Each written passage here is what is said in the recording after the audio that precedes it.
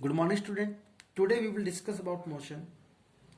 We see object in two states, either in state of rest, either state of motion. So two states मैंने बोला rest and the motion.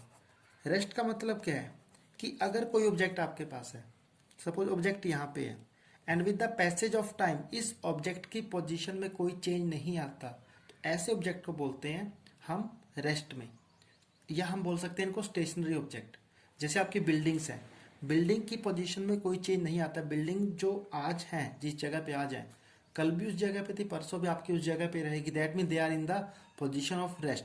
Then we have motion. If any object changes its position with the passage of time, कि कोई object यहाँ पे है, suppose point A पे है, लेकिन कुछ टाइम के बाद ऑब्जेक्ट पोजीशन बी पे चला गया, तो ऐसे ऑब्जेक्ट को बोलते हैं इन द स्टेट ऑफ मोशन.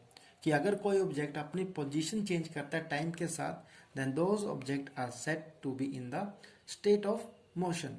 अब जब मोशन की बात करते हैं, हम जब मोशन स्पेसिफाई करते हैं, हम जब पोजीशन को स्पेसिफाई करते हैं, we always talk about the origin, या मैं बोलता हूँ उसको रेफरेंस पॉइंट, कि आपका जो ऑब्जेक्ट है उसकी पोजीशन में कितना चेंज आया है. तो वो चेंज कहाँ से नोट किया जाता है? वो नोट किया जाता है ओरिजिन के साथ. कि मैं बोलता हूँ कि यहाँ पे कोई ऑब्जेक्ट ए पे था, अब पॉइंट बी पे चला गया, सो इस ऑब्जेक्ट बी की पोजीशन ए के रिस्पेक्ट में कितनी चेंज हुई है, तो इस ए को ही मैं क्या बोलूँगा? रेफरेंस पॉइंट बोलूँगा, या मैं क्या बोलूँगा? इसको ओरिजिन बोलूँगा. या आपको पता होना चाहिए कि जब भी हम स्पेसिफाई करेंगे तो उसको हम बात करेंगे, पोजीशन की बात करेंगे, हम एक रेफरेंस पॉइंट से ही उसकी हम बात करेंगे. अब देखिए, मोशन को डिस्क्राइब करने के बाद आप देखिए मोशन किस टाइप का हो सकता है. मोशन आपके पास सर्कुलर हो सकता है, कि आपका ऑब्जेक्ट एक सर्कुलर ऑर्बिट में मूव करता है. ऑब्जेक्ट आपका क्या कर सकता है? एक स्ट्रेट लाइन में मूव कर सकता है. ऑब्जेक्ट आपका रोटेट कर सकता है. ऑब्जेक्ट आपका वाइब्रेट कर सकता है. या मैं बोल दूं कि combination of these, any these. So motion आपका हो सकता है. कॉम्बिनेशन में कैसे कि ऑब्जेक्ट स्ट्रेट मूव कर रहा है, देन कोई कर्व आता है, तो ये कॉम्बिनेशन ऑफ सर्कुलर प्लस आपके पास क्या होगा? स्ट्रेट लाइन आपके पास हो जाता है. मैं एग्जाम्पल के थ्रू समझाता हूँ. सर्कुलर आपका स्ट्रेट को लेके चलते हैं. पहला केस हमारा बनेगा motion along a straight line. Straight line, जब स्ट्रेट लाइन की बात करेगा तो आप देखिए कि सपोज ये मेरी स्ट्रेट लाइन है, this is my reference point, this is my origin जहां से मैं मोशन की बात करूंगा. Then here we have 5, 10, 15, 20, 25, then we have 30, 35, 40, 45 and 50 आपके पास यहाँ पे है. सो जब मैं बात करता हूँ कि ऑब्जेक्ट स्टार्ट हुआ ओरिजिन से, ऑब्जेक्ट ने मूव किया up to point C. So object ने कितनी डिस्टेंस ट्रेवल की है? ऑब्जेक्ट ने डिस्टेंस ट्रेवल की आपकी 5 + 5 + 5 कितनी ट्रेवल की है? 15 ट्रेवल की है. अगर ऑब्जेक्ट सी से आपका जाता है डी पे, तो कितना बन गया? 1, 2, 3, मतलब 5 + 5 + 5 कितना बन गया? यहाँ पे भी 15 बन गया. तो दैट मीन ऑब्जेक्ट आपका ओरिजिन से अगर डी तक जाता है, तो ऑब्जेक्ट ने डिस्टेंस ट्रेवल की आपकी कितनी की? 30 की है. और टोटल डिस्टेंस को अगर डिस्क्राइब करता हूँ कि ऑब्जेक्ट ओ से आपका ई पे चला गया, तो ऑब्जेक्ट ने टोटल डिस्टेंस ट्रेवल की आपकी ओ टू ई, ये ट्रेवल करता है आपके पास ये 50 किलोमीटर ट्रेवल करता है यहाँ पे. फिर यहाँ पे बात आती है कि अगर ऑब्जेक्ट वापस आता है उसी डायरेक्शन में, कि सपोज मानिए आप कि ऑब्जेक्ट आपका यहाँ से वापस आ गया और वापस आपका पॉइंट डी पे आता है.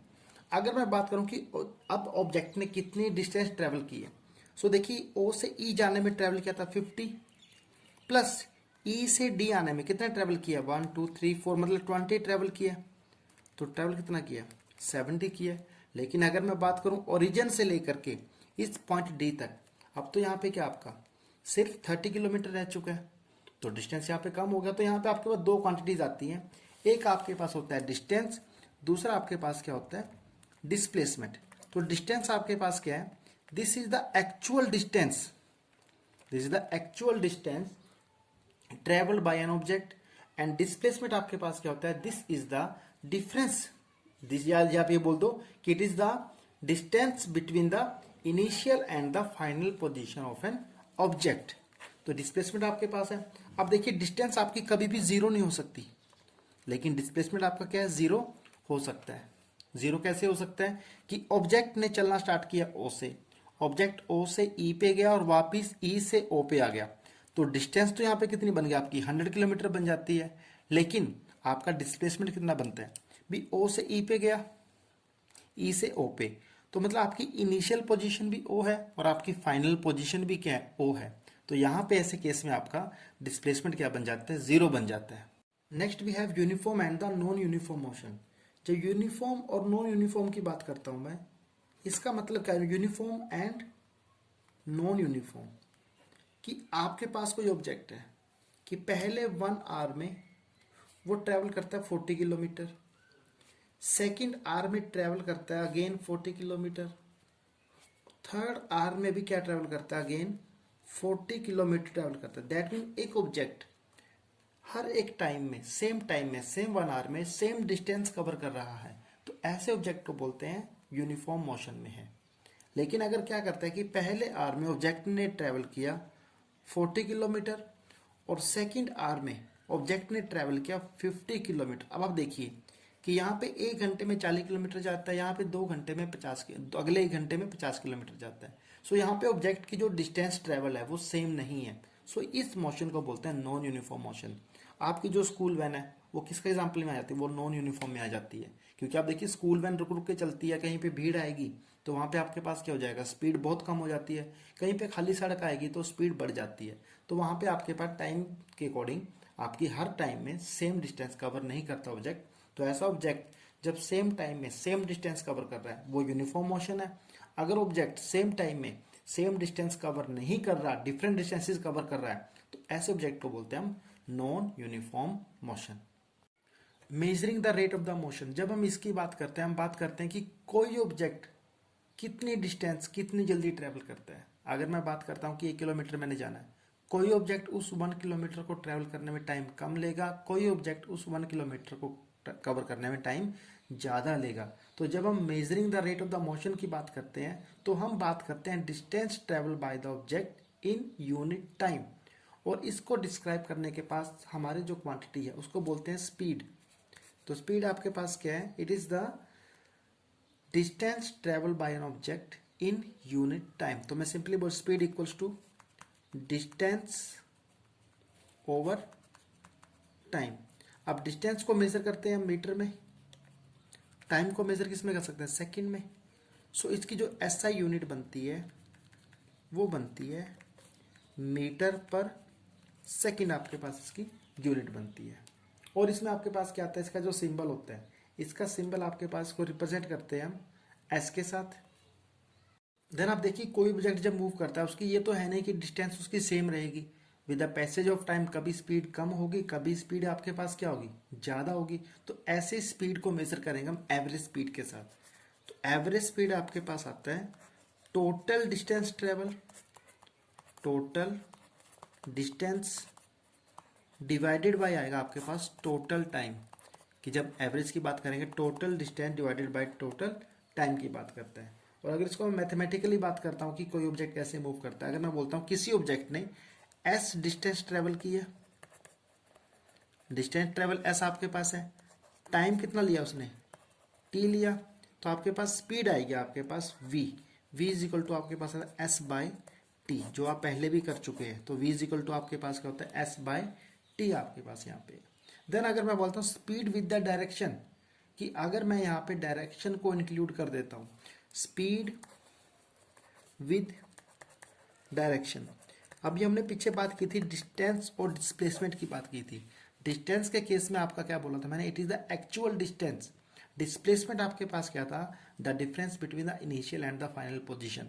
तो डिस्टेंस आपके पास डायरेक्शन पे डिपेंड नहीं करती, बट डिस्प्लेसमेंट आपके पास डिपेंड करता है आपका किस पे, डायरेक्शन पे। तो स्पीड विद डायरेक्शन का मतलब क्या है कि किसी ऑब्जेक्ट ने कितना डिस्प्लेसमेंट किया है कितने टाइम में, तो वो आपके पास बन जाता है स्पीड विद द डायरेक्शन बन जाता है। और ऐसी क्वांटिटी जो दोनों चीजों को डिफाइन करती है, एक्सप्रेस करती है, the quantity that specify both these aspect, direction as well as the distance, that is called the velocity. So velocity is the speed of an object moving in a definite direction. तो direction की जब बात करेंगे हम बात करेंगे velocity की बात करेंगे। आपके पास यहाँ पे डिफरेंस आएगा दोनों में, in the speed as well as in the velocity, दोनों में डिफरेंसेस आपके पास क्या है वो हम डिस्कस करेंगे जल्दी। अब बात करते हैं इसकी यूनिट की बात करते हैं। देखिए यूनिट में कोई चेंज नहीं आएगा, चाहे आप डिस्टेंस की बात करो चाहे आप डिस्प्लेसमेंट की बात करो, दोनों को मेजर हम किससे करते हैं, मीटर पर सेकंड में करते हैं। सो यहाँ भी जो यूनिट आएगी आपकी मीटर पर सेकंड ही आएगी आपकी ऐसा यूनिट, चाहे वो स्पीड है चाहे वो क्या है वेलोसिटी आपके पास है। अब हम बात करेंगे इनके बीच में डिफरेंस के बारे में। नाउ द डिफरेंस हम बात करेंगे डेफिनेशन की, type of quantity, magnitude and unit. हम 4 पॉइंट डिस्कस करेंगे यहाँ पे। तो स्पीड की डेफिनेशन आपके पास क्या आती है, the rate at which an object cover a certain distance is known as the speed. And the velocity आपके पास क्या है, velocity can be defined as a rate at which an object changes position in a certain direction. तो that mean यहाँ पे आपके पास direction involve नहीं होती, यहाँ पे आपका डायरेक्शन इन्वॉल्व हो जाती है। तो जहाँ पे आपका डायरेक्शन इन्वॉल्व नहीं होती वो आपकी होती है स्केलर क्वांटिटी। स्केलर क्वांटिटी में सिर्फ मैग्नीट्यूड लेके चलते हैं, और वेलोसिटी आपके पास क्या होती है, वेक्टर क्वांटिटी होती है। जहाँ पे हम बात करते हैं स्केलर, मतलब जहाँ पे बात करेंगे हम डायरेक्शन की बात करेंगे, तो स्केलर आपके पास स्पीड है, वेलोसिटी आपके पास क्या वेक्टर है। मैग्नीट्यूड की बात करते हैं, मैग्नीट्यूड की जब बात करेंगे आपके पास कि वेलोसिटी आपकी जीरो भी हो सकती है, पॉजिटिव भी हो सकती है, और ये नेगेटिव भी हो सकती है, क्योंकि डिस्प्लेसमेंट आपका जीरो हो सकता है, डिस्प्लेसमेंट आपका नेगेटिव हो सकता है। तो ये डिपेंड करती है डिस्प्लेसमेंट पे। लेकिन आपका जो क्या है, आपकी जो स्पीड है, ना तो कभी ये जीरो होगी, ना तो कभी क्या होगी जीरो होगी, और ना ही कभी ये क्या होगी नेगेटिव होगी। ये हमेशा आपकी क्या रहेगी, पॉजिटिव ही रहेगी, क्योंकि आपके पास स्पीड होता है डिस्टेंस अपॉन टाइम। डिस्टेंस कभी जीरो नहीं हो सकता, डिस्टेंस कभी नेगेटिव नहीं हो सकता, तो सेम वे आपकी स्पीड भी कभी भी जीरो या नेगेटिव नहीं हो सकती। फिर बात करते हैं यूनिट की। तो यूनिट जो स्पीड की है वो मीटर पर सेकंड है, और आपकी जो वेलोसिटी है इसकी यूनिट भी आपके पास क्या होती है, मीटर पर सेकंड ही होती है। Rate of change of velocity. So during uniform motion of an object along a straight line, the velocity remain constant with the time. क्योंकि यूनिफॉर्म मोशन की बात की है मैंने, तो वहाँ पे मैं बात करता हूँ कि आपका जो ऑब्जेक्ट है सेम टाइम इंटरवल में सेम डिस्टेंस क्या करेगा, ट्रेवल करेगा। सो ऐसे केस में आपका चेंज इन वेलोसिटी क्या हो जाता है, जीरो हो जाता है, क्योंकि आपका कोई वेलोसिटी में चेंज ही नहीं है। जो आपकी इनिशियल वेलोसिटी है वही आपकी क्या है, फाइनल वेलोसिटी भी है। So rate of change of velocity का मतलब यही आपके पास एक नई आपके पास इंक्लूड हो जाती है क्वांटिटी, जिसको बोलते हैं एक्सेलरेशन, जो मेजर करता है कि कितनी वेलोसिटी चेंज हुई है कितने टाइम में। सो यहाँ पे नई टर्म आपके पास आती है एक्सेलरेशन। सो एक्सेलरेशन आपके पास क्या है, change in velocity, change in velocity per unit आपके पास क्या आएगा, टाइम आपके पास आएगा।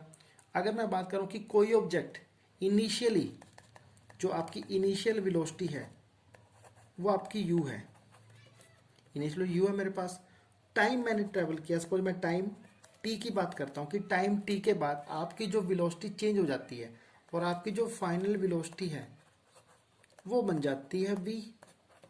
इनिशियल आपके पास u है, टाइम t के बाद आपकी वेलोसिटी बन गई है v। तो एक्सेलरेशन क्या होगा, rate of change of velocity कितना होगा, एक्सेलरेशन को रिप्रेजेंट करते हैं हम a के साथ। सो a आपके पास होगा change in velocity final minus initial velocity. तो फाइनल आपके पास क्या है, v माइनस u डिवाइडेड भी आपके पास क्या आता है, t आता है। तो ये आपके पास है rate of change of velocity, आपकी कितनी वेलोसिटी चेंज हुई है टाइम में। तो ये क्वांटिटी आपको याद रखना, एक्सेलरेशन होता है। इसकी यूनिट की बात करता हूँ मैं, v माइनस यू, देखो वेलोसिटी माइनस आपके पास स्पीड, या मतलब इनिशियल माइनस फाइनल वेलोसिटी की बात करूंगा मैं। सो यहाँ पे इसकी यूनिट होती है मीटर पर सेकंड होता है, डिवाइडेड बाय टाइम की यूनिट आपके पास क्या है, सेकंड होती है। तो जब आप इसको सोल्व करेंगे आपकी यूनिट आती है मीटर पर सेकंड स्क्वायर। तो ये यूनिट होती है आपकी एक्सेलरेशन की। अब जैसे आपको मैंने बोला कि एक्सेलरेशन आपके पास चेंज इन वेलोसिटी पर टाइम आपके पास है। तो यहाँ पे आपके पास अगर मैं एक्सेलरेशन ग्राफ ड्रॉ करूँ, एक्सेलरेशन आपके पास 3 टाइप का हो सकता है। Acceleration can be positive, it can be negative, it can be zero. चलिए एग्जाम्पल समझते हैं इसको, कि सपोज आपके पास ये ग्राफ ड्रॉ किया मैंने along this, and this is my time axis, and this is my here velocity। अगर ऑब्जेक्ट यहाँ से चलना स्टार्ट करता है, सपोज ये 5 है, यहाँ पे आपके पास 10, 15, 20, 25, 1, 2, 3, 4, 5, 6, 7।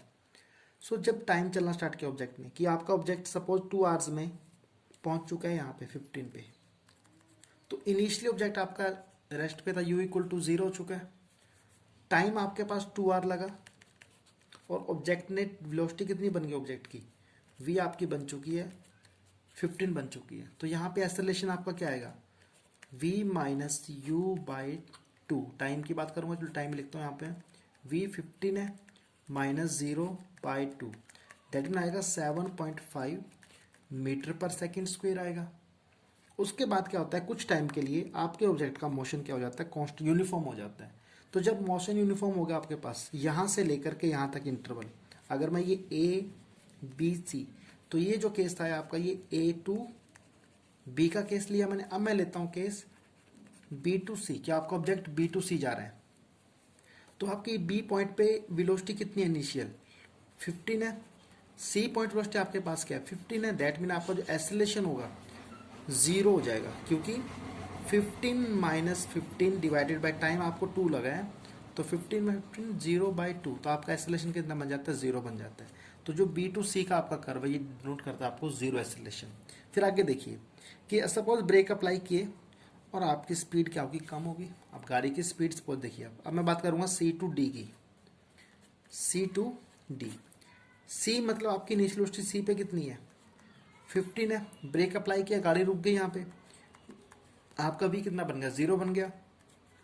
टाइम कितना लगा यहाँ से, टाइम लगा 2r, सो आपका जो एक्सेलरेशन आएगा v minus you by time, v0 u 15 by 2, तो माइनस 15 बाई 2, दैट मीन क्या बना माइनस 7.5 मीटर पर सेकेंड स्क्वेयर।